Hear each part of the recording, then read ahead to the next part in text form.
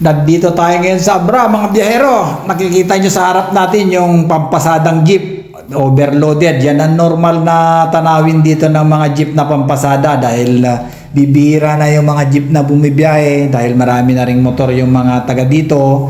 Kaya pagka kinarga nila yung mga kargamento nila sa jeep, overloaded talaga. At saka pila-pila kasi yung mga jeep.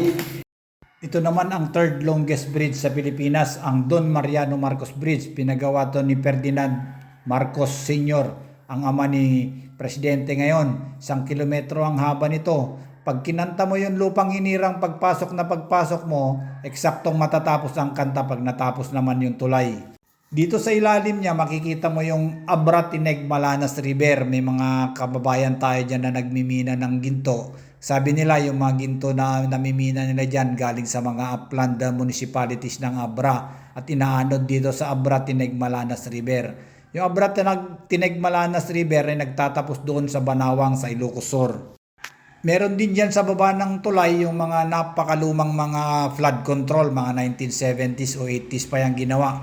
Pero hanggang ngayon gumagana pa at nagiging epektibong flood control pag malakas yung ulan. Ito ang Don Mariano Marcos Bridge. Galing yan sa Municipality of Tayum papunta doon sa Municipality of Dolores. Ito naman yung galing Municipality of Dolores papuntang Municipality of Tayum. Ito naman yung mga napakalumang mga flood control, 1970s o 80s pa yan ginawa pero hanggang ngayon gumagana pa.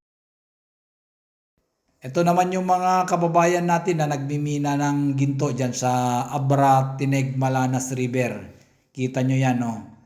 Inuukay nila yung mga buhangin para salasalain at makukuha nila yung mga ginto dyan sa buhangin ng Abra Tineg Malanas River dito sa ilalim ng Don Mariano Marcos Bridge. Panoorin natin.